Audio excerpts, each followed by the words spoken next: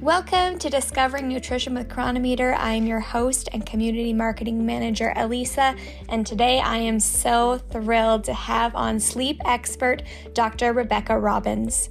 Dr. Robbins is an instructor in medicine at Harvard Medical School and an associate scientist at the Brigham and Women's Hospital.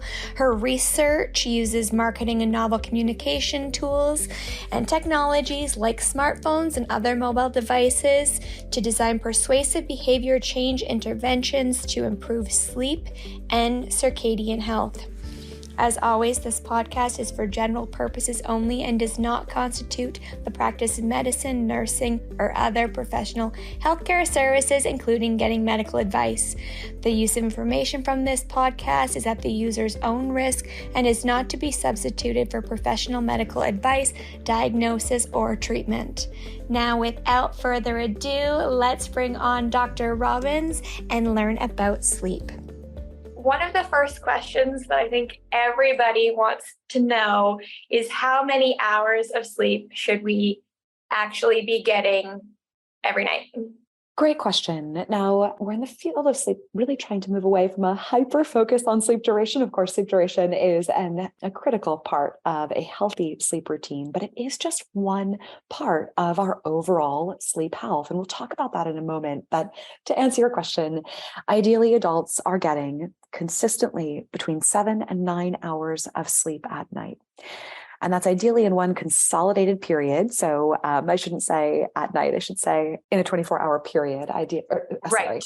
Can we actually scratch all of that? Because it's actually more nuanced. Adults ideally are sleeping between 7 and 9 hours in one consolidated bout of time. Now, where are you on that spectrum? Some people say, I sleep 7, but I feel, wake up and feel terrible.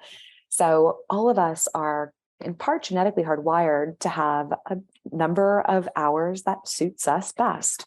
If you had two parents that were somewhat shorter sleepers, you might be among the lucky that do well on 7 hours. But conversely, if you had two longer sleeping parents, you might really do better on closer to 9 hours of sleep. So the key is finding out where you are in that range. And there are a couple ways to do that. So the key is being clear about how much sleep you're getting right now. And often we'll subtract our bedtime from the time our alarm goes off, and then we'll view that as sleep. But it actually takes even the well-rested person about 20 minutes to fall asleep. And we often don't include that into our estimate of how long we're sleeping. So this is where things like sleep trackers can be really beneficial to give you a really good sense objectively of how much sleep you're actually getting because of that time that it takes us to fall asleep. So once you pin down exactly, or really how much you're getting, how many hours of actual sleep, then ask yourself these two questions. When you wake up in the morning, do you feel refreshed by your sleep? Or do you feel like you're reaching for the snooze bar and, desperate for a little bit more? And then how do you feel in the afternoon? Those two questions can be really useful because if you're meeting your sleep need, you are going to feel refreshed in the morning, wake up, not need the alarm clock, and be able to go about your day. If you're not getting enough sleep, you're going to be tired. You're going to want to reach for the snooze bar and sleep in a little bit. And then conversely, in the afternoon, same thing. So if you're not meeting your sleep need, you're likely going to be sleepy in the afternoon and kind of reach for an extra cup of coffee. So if that is you, consider adding a little bit more sleep to your overall sleep schedule. And now the best way to do that is not to say, all right, tonight I'm going to get into bed 2 hours early.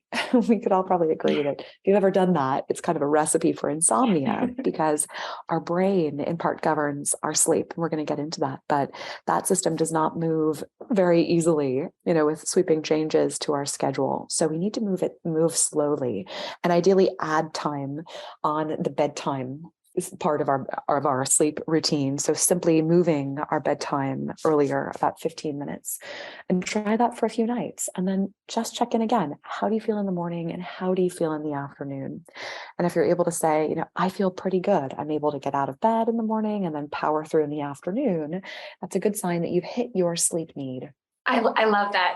One of the interesting things for me personally, because I've really focused on adequate rest. I started wearing an Oura ring about 4 years ago. And I was like, noticing days I would perform a lot better. I obviously had better sleep. My resting heart rate was lower and that kind of thing. So I definitely started paying attention. I'm fortunate with our work here at Chronometer that I am a little bit of a morning person. I do get a jump on the day. Most people start at 9, but I go to bed at a reasonable time and just don't even have an alarm, which is a very rare thing. But I find myself, depending on what time I went to bed, just waking up naturally, which is so nice to just avoid that snooze button altogether. That is great. Elisa, that's the holy grail. I know. Bravo. I feel so lucky. So, well, you now know, I'm sure awesome. after, and I'd love to hear all of that, those really awesome changes. I think trackers can be overwhelmingly positive and really kind of like, if you're trying to improve your weight and, working on a nutrition plan. Of course, this is all of your stuff at Chronometer. Yeah. But then a scale can be a helpful metric to give you some objective feedback of where you are and your weight. Of course, not perfect for everyone. That's stressful for some people, but simply the notion of providing some objective information on where you are when it comes to sleep can be beneficial especially when you're trying to kind of initiate healthy changes and new habits. And so if you wake up and you don't feel great and you look at your Oura data and you're like, man, I didn't get enough sleep. I didn't, hit all the sleep stages. Then what's so valuable about that is it prompts this process of self-reflection. And then you automatically start to reflect on what happened yesterday. And, was it that last cup of coffee? Or was I working too late? Was I on screens up until my bedtime? And all of those little kind of behavioral reflections are so powerful and so much more powerful than someone pointing their finger at us and saying, you should sleep and get in bed. Behavior change is much more organic and sustainable when it comes from the person. I think that's the only thing that I truly attribute to making me focus on sleep was wearing a wearable. And when it comes to nutrition tracking, which is obviously what we do, you can't track what you're not measuring. So for me, I love data. I might be one of the only people that's very, very driven by data. But for me, I was like, oh my goodness, when I see the proof of, even my heart rate and my HRV, which is heart rate variability, and even my mood and those kinds of things, when I get 5 hours of sleep, I'm like, I'm one of those people that needs closer to 9. So, but that's a great segue to our next question. And you kind of have touched on this, so that's amazing already. But what impacts how much sleep you actually get in any given night? I'm sure there's a number of variables, but is there a secret recipe? It's a really good question. Now, there are a couple, of course, things that, are relevant to that question. The first is, we talked about this briefly, but really the kind of the magical number that we need by and large, most nights of the week, is in part genetically determined. It's somewhere between that 7 and 9 hour range that we talked about. But there are things that reasons that we could maybe need a little bit more sleep. There are certainly life stages where we get less sleep, not necessarily that we need less sleep, such as being a mother or a father of a new child, or caring for an older adult, or menopause, or older men with prostate issues. There are certainly some groups that get a little bit less than maybe their body needs. But on the other end, there are also times where what we do over the course of the day might result in a little bit more sleep need at night. For instance, if you do a really tough workout, your body might need a little bit more rest. And so just being mindful of what you do during the day. And if you did go for a 20-mile run, realizing that it might be a good idea to crawl in between the sheets a little bit earlier than usual. And what happens if you're not getting adequate sleep long term? Obviously, there's, you could go on vacation, say, and you're suffering from jet lag, and that's impeding your sleep. But what happens when people start going, a month with sleep deprivation or longer? Great question. Now, as you touched on, there are lots of consequences in the short term. We all know these all too well. You wake up and you're just kind of experiencing brain fog. Your brain is just fuzzy. You're not as productive. You're not as dynamic. You're less able to come up with creative solutions to complex problems than we are when we're well rested. And now that's in the shorter term, but in the longer term, we do see an increased risk for a couple domains. So let's touch on the first, and that's mental health concerns. When we're not getting enough sleep and enough good quality sleep that allows us to wake up and feel restored, what happens is we are less able to do something called perspective taking. So kind of taking events from the day that are kind of abstract when you think about it, truly, events in the, alone aren't necessarily stressful, but it's our reaction to them that then ascribes emotion to them when we kind of add a layer of meaning or perspective onto those that might cause stress or leave us feeling frustrated or sad.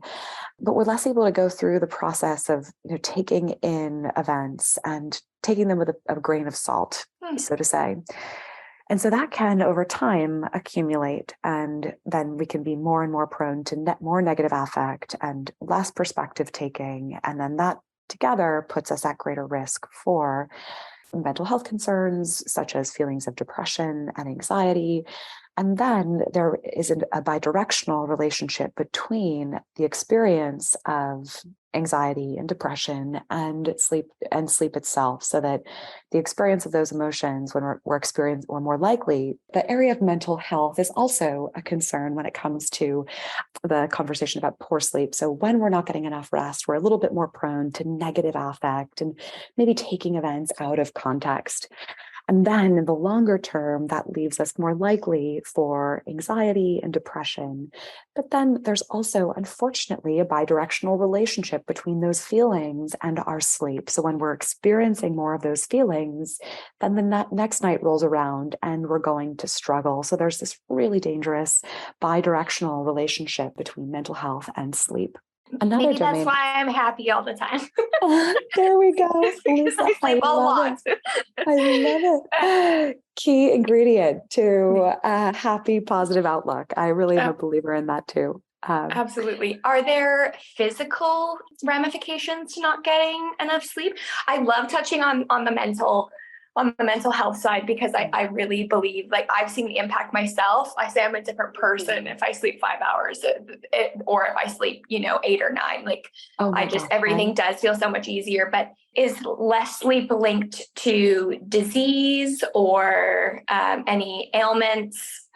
Yeah. So in addition to the short-term implications we talked about and the impact of sleep on mental health, other areas are also impacted. So in the broad category of physical health, we see on the one hand, heart health is impaired when we're not getting enough sleep and enough good quality sleep.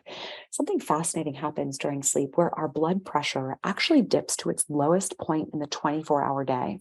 And that dipping is really important to allow us to wake up and maintain a healthy blood pressure. So if we're not getting the maximum benefit of that natural dipping of blood pressure that allows us to maintain homeostasis and a healthy BP during wakefulness, then what's going to happen over time is that's going to place us at an increased risk for a constantly elevated blood pressure.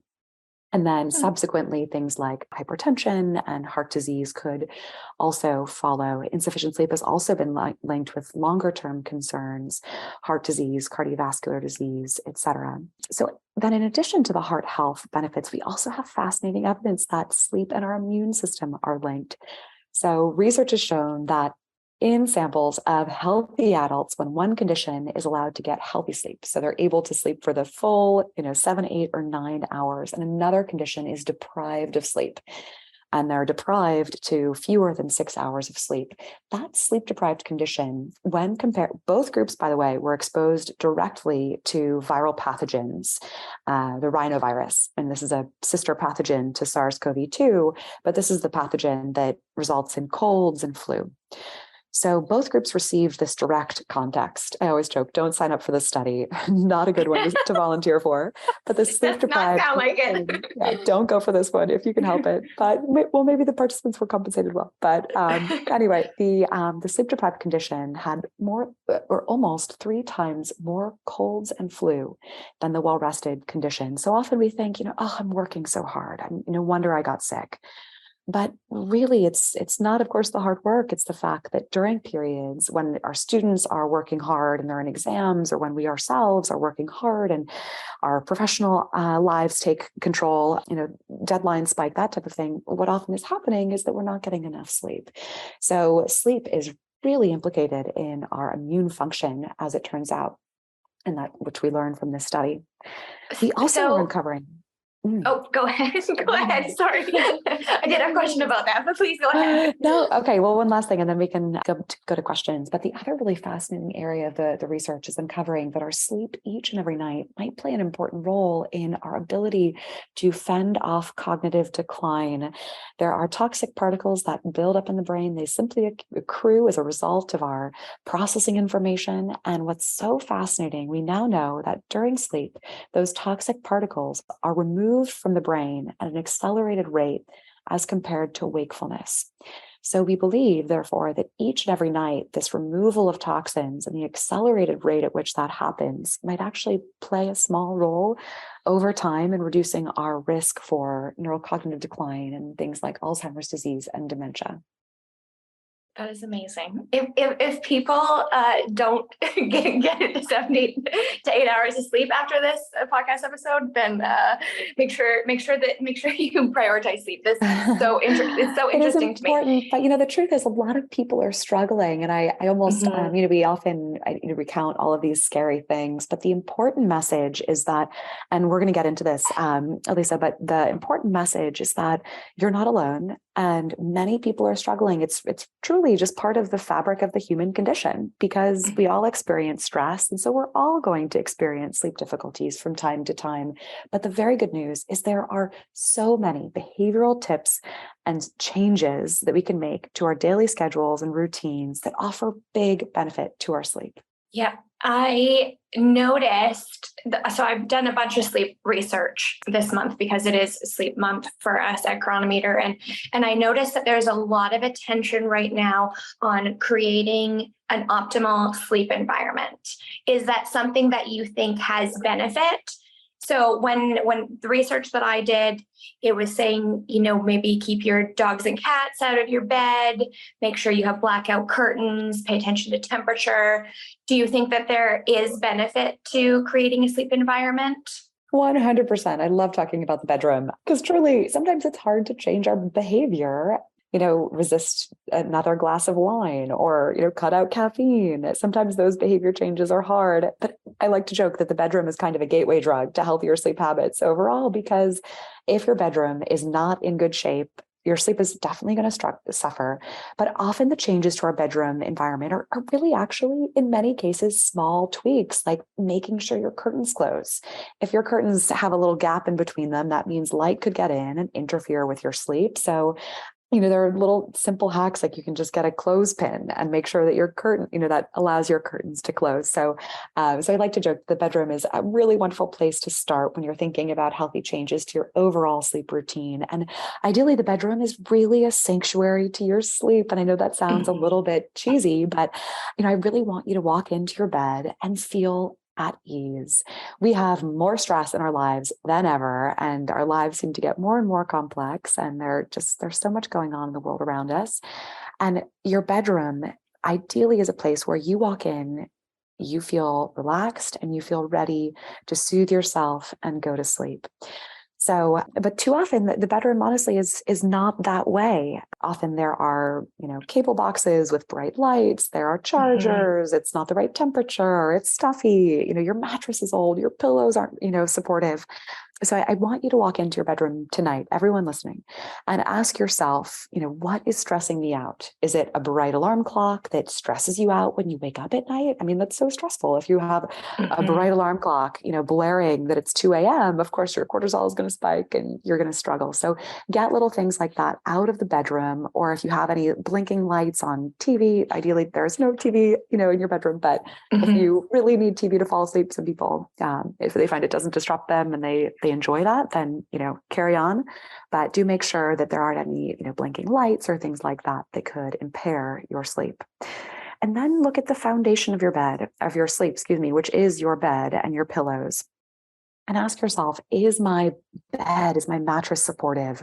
Are my pillows supportive? And by the way, these things don't have to break the bank. So if you really, you're waking up with pain due to your mattress, or it's not supportive, or it's too hot, all of those things can be remedied. And again, they don't have to change, break the bank. So a really good mattress could, cost it maybe, even $800 or $1,000. It's an investment, but I think often people will spend that on shoes, faster than they will. Absolutely.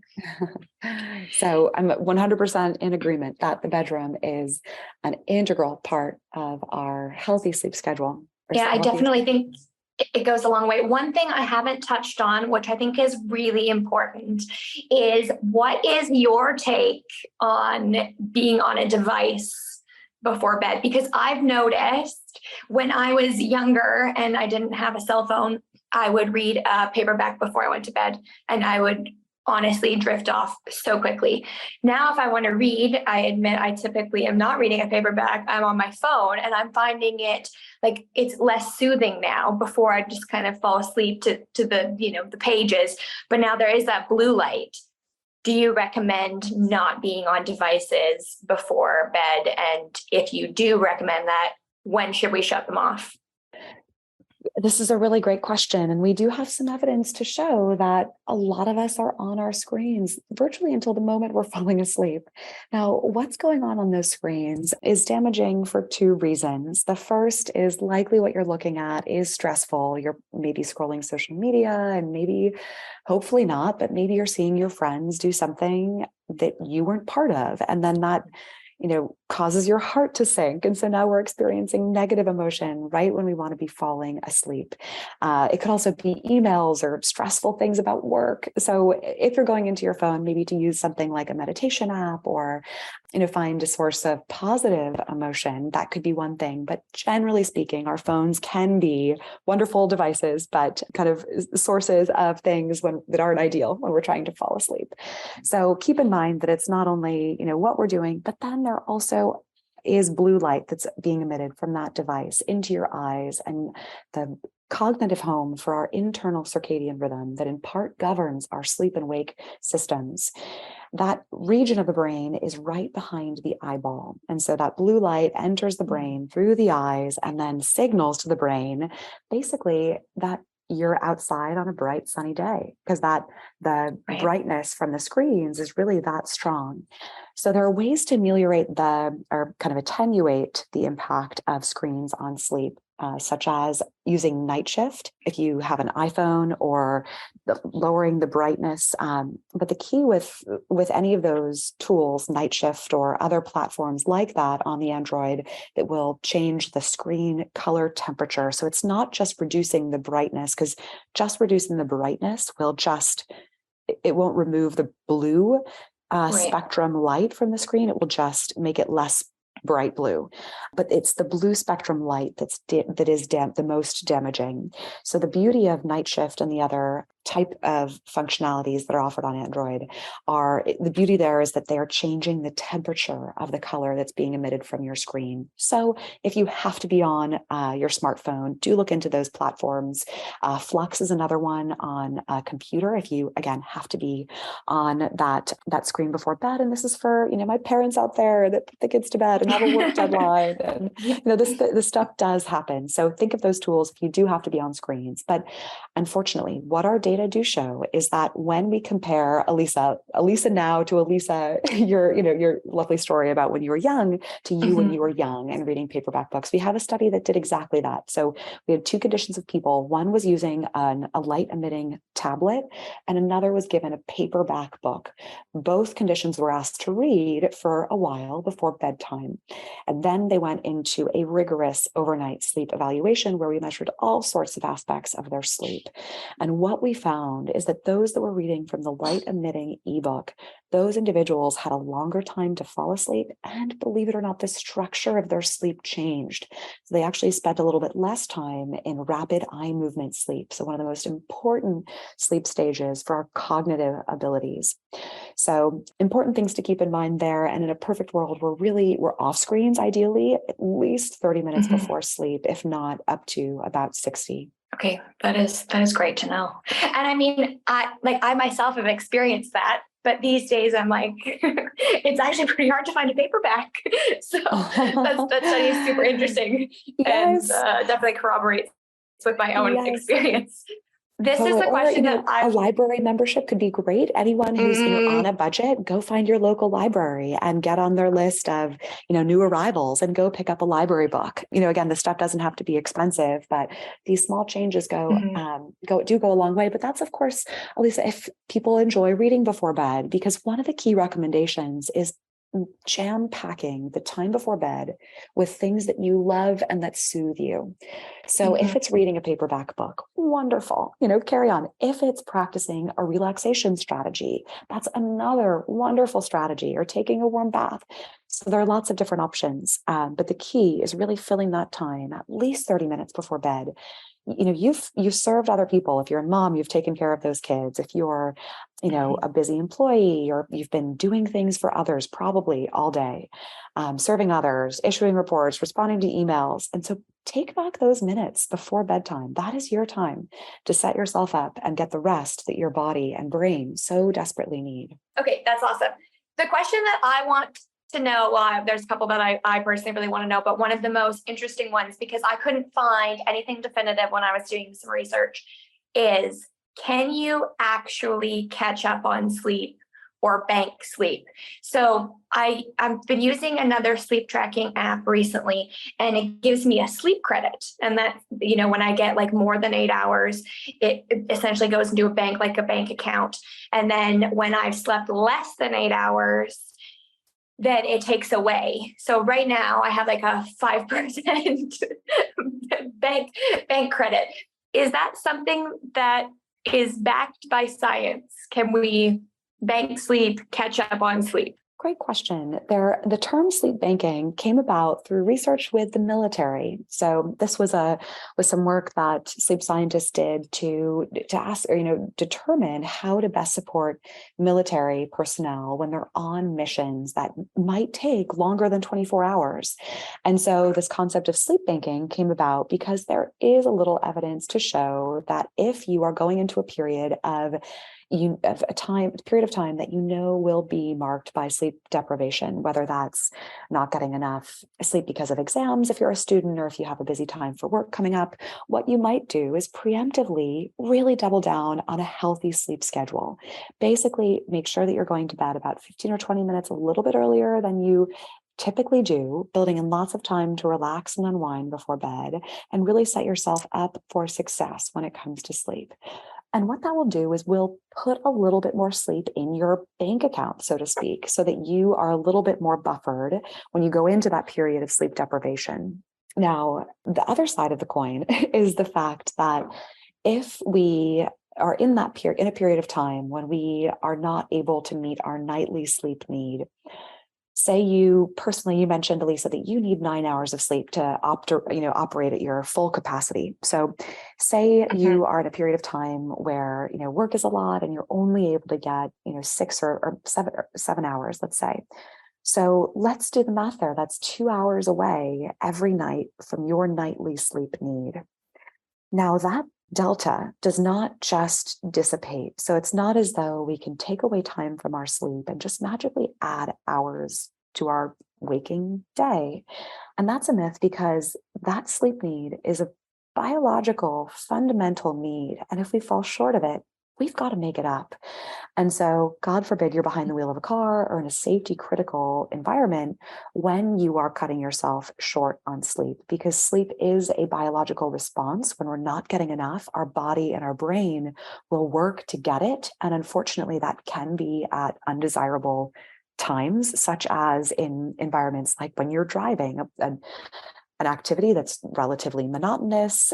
Maybe the car is a little bit warm and it's the perfect recipe for falling asleep. So do be mindful of that. Anyone who's listening, if you are not getting enough sleep, unfortunately, it can come at times that are, again, not desirable.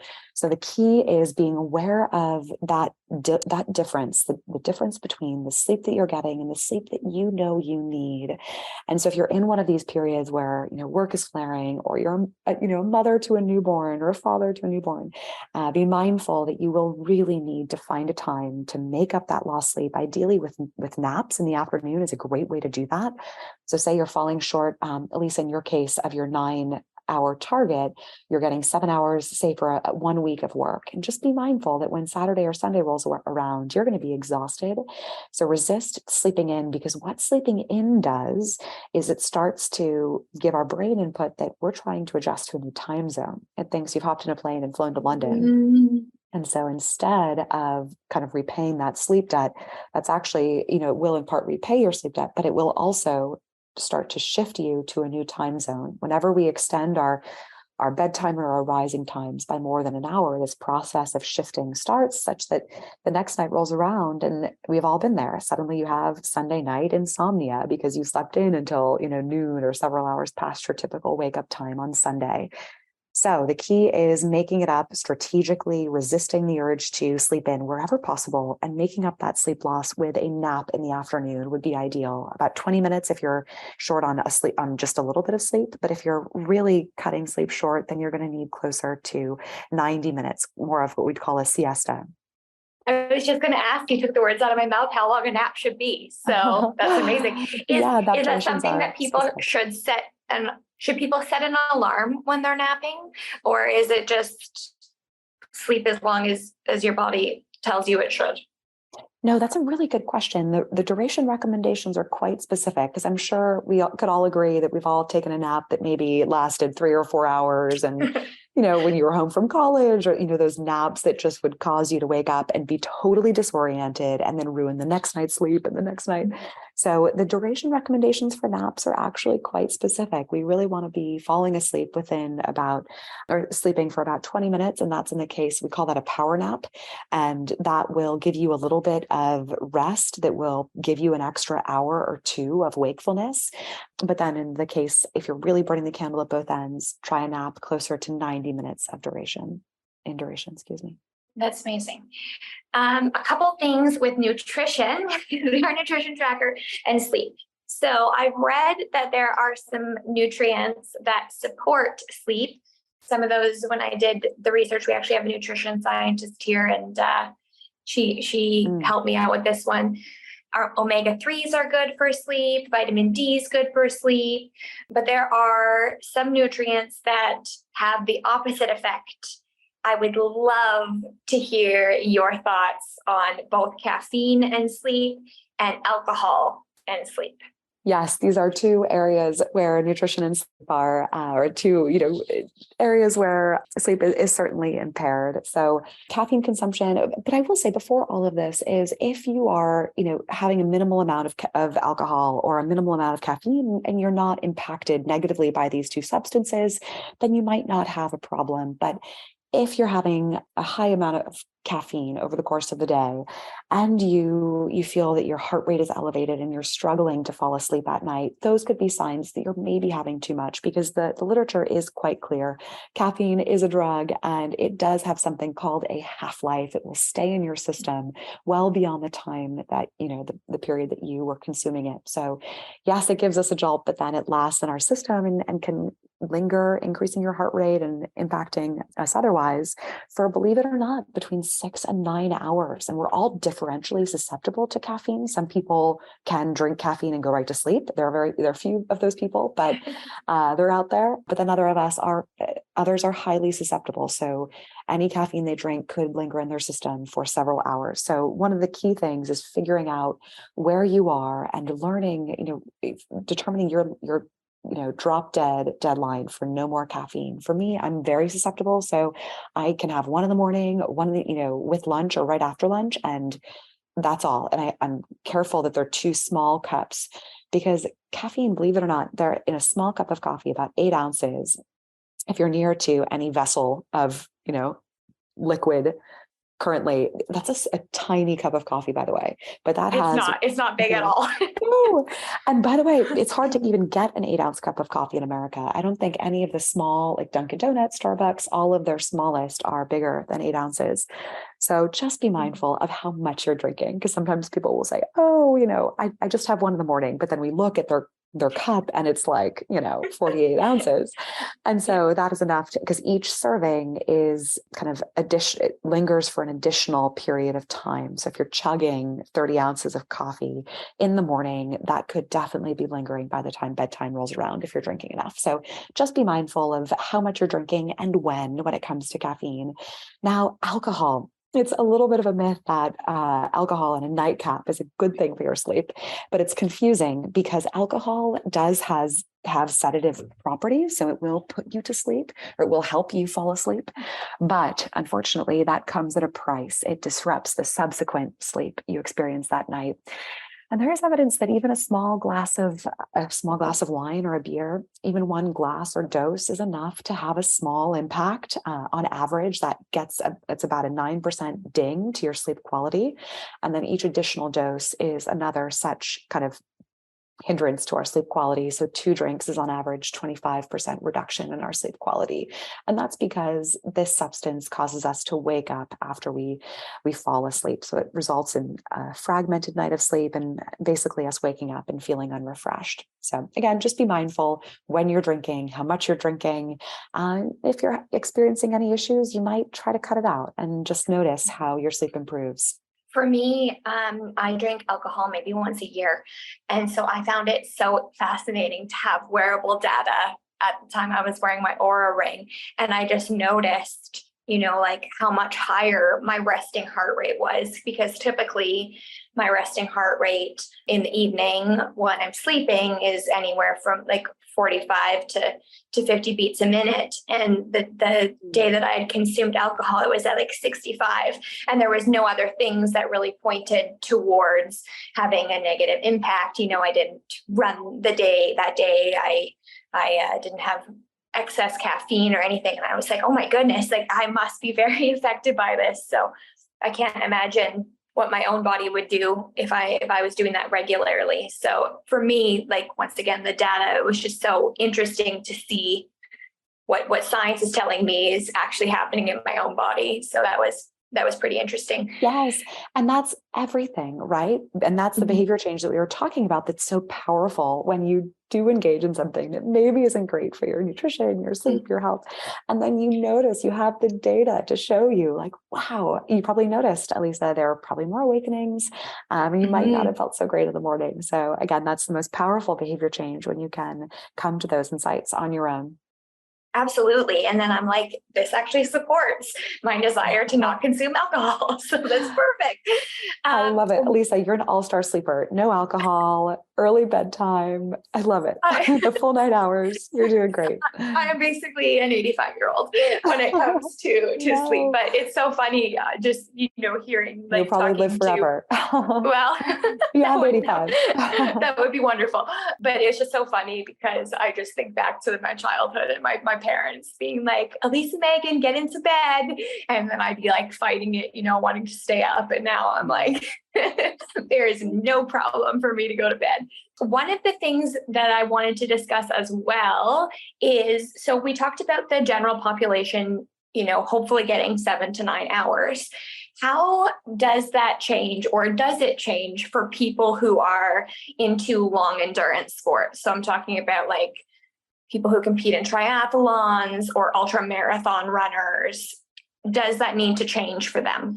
Great question. Now, this admittedly is not my direct area of expertise. I have read a couple of these papers though, and basically it does show that really hardcore endurance athletes that are exercising for long periods of time can face sleep challenges. Simply, if they're not getting enough nutrition and their bodies are, starved for food still, their sleep can sometimes suffer. I have heard kind of anecdotally and read some reports that group in particular can struggle. So I think the findings have highlighted making sure that nutrition is appropriate in those situations, but then also realizing that your sleep duration might increase a little bit if you're in that category of endurance athlete. And so being mindful and trying to meet that need and realizing that it might change when you're training for something versus when you're maybe tapering or not leading up to a big tournament or race. I find on days that I'm running a lot that I would assume that I would have an easier time falling asleep,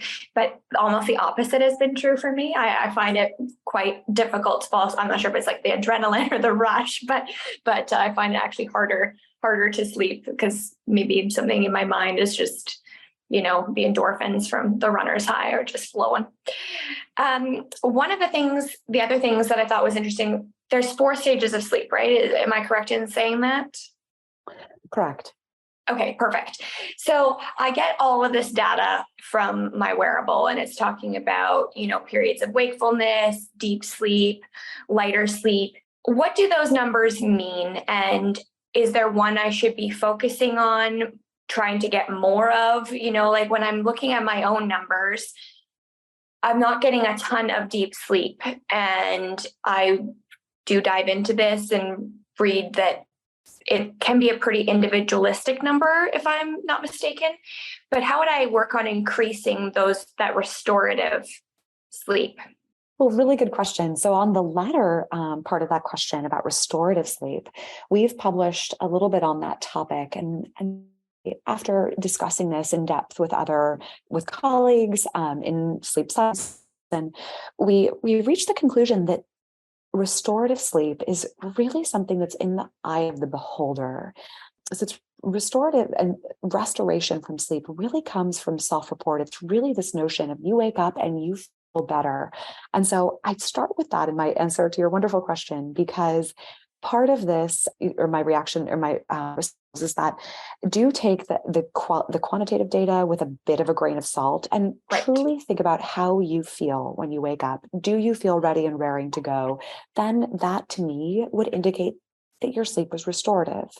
Now, the sleep stages, yes, there are 4. Sleep is generally separated into rapid eye movement sleep and non-rapid eye movement sleep. Okay.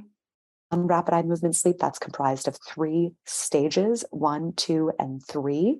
And stage 3 sleep is where our brain slows not completely, but slows significantly.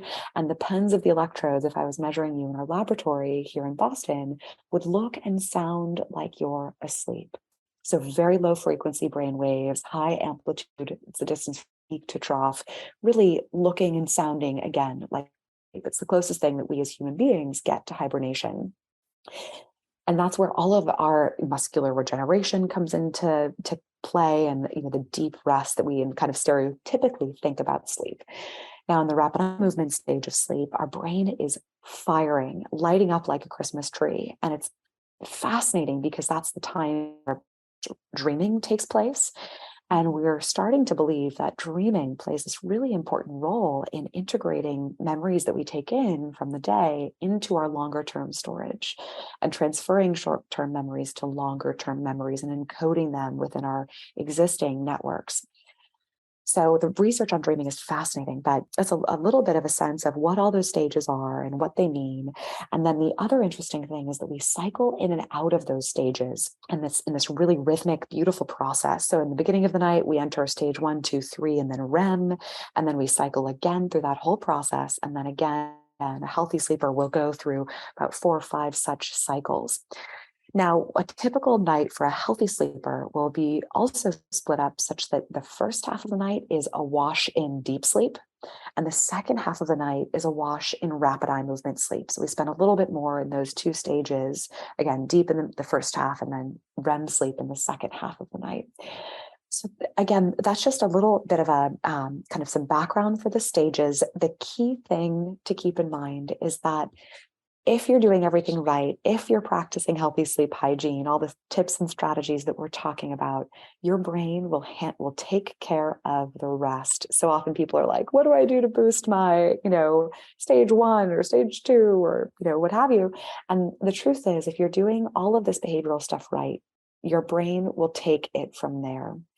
But that being said, there are things that we can do during the day or avoid to set ourselves up for success when it comes to getting the appropriate amount of sleep. We did touch on this a little bit, but alcohol is a major disruptor of sleep. So it disrupts the whole night, but it will reduce the time that we spend in rapid eye movement sleep, in part because we're waking up during that stage. So keeping alcohol to a minimum, getting exercise. Exercise releases endorphins. It helps with stress. It helps us really sleep into a little bit of a deeper state of relaxation. So that can help. Unplugging from screens. We talked about that a little bit, but using screens, doing hardcore, computer work and all of this stuff up until the moment we want to be falling asleep, that will hinder our ability to get the full architecture of beautiful sleep. So those are a couple key things to keep in mind. But the bottom line is the tracker data is really strong and it's only getting stronger. All these companies are really focused on delivering, really highly accurate product. But again, take them with a grain of salt and do realize that how you feel, although old school, low tech, is also a great barometer of the extent to which your sleep is restorative. That's amazing. I was so curious because when I started tracking my sleep with Oura, I was like, you learn so much off the bat, and you actually touched on one of my questions that I was going to follow up with was how accurate are these things? Because in the nature of our business, I have worn 3 things that track sleep at the same time. I had on my Oura ring, I had on a Whoop device, and then I had on my Apple Watch, and they were all close, pointed to the same trends, but not identical. So I love that you already answered my question, and that is to obviously pay attention to your body and that they're not 100% accurate yet, but and that's improving. Part of it. Yes. Well, and I say that for 2 reasons, because yes, the data are, but I will say they are extremely robust. We used to have critiques with a lot of the available trackers about, 5 or 10 years ago, but now the data is getting to be really strong. And so, but nevertheless, it's still technology. It's not going to be absolutely perfect. So if you're like, wait, did I wake up last night? Maybe you didn't, but the tracker detected an awakening. So maybe take them with a grain of salt in that respect, but really also because that is just one piece of feedback about your sleep. And so really also thinking about taking those objective data with a grain of salt vis-a-vis just the fact that when you wake up and how you feel is also just an integral component of, or metric of how well you did the night before. So what I do now, which is interesting, it basically corroborates what you're saying, is before I would wake up and I would immediately grab my phone and I would, check out to see how good my sleep was. This is when I was running quite a bit, and my running performance was determined in large part by my sleep. But now I actually take a moment, I wake up, and then I'm like, how does my body feel about this today? And then I will look at, the sleep app data, basically just kind of confirm. So I'm not relying wholly on what something is telling me. I'm doing a gut check, so to speak, before I'm looking at that. So I think that that's been pretty beneficial for me, just getting the feel of my body before something tells me what I'm feeling. I love that. I have one more question, and that is about people that are taking melatonin.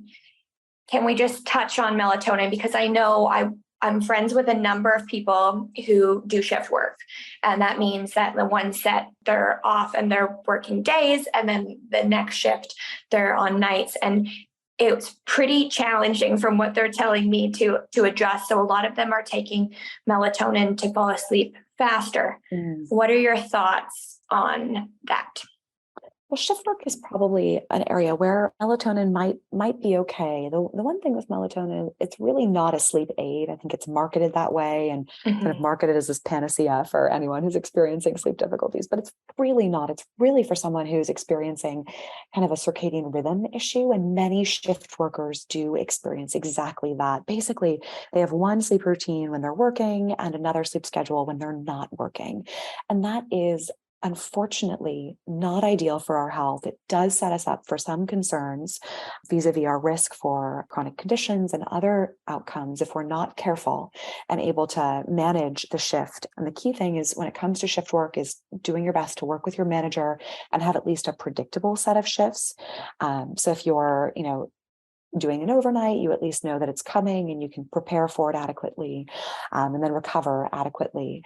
So melatonin might be appropriate in those situations. Of course, it's something to talk to your healthcare provider about whenever you're considering a new treatment, just to make sure it doesn't interact with anything you're already taking. Amazing. Did that answer your question, Elisa? That absolutely did. Okay.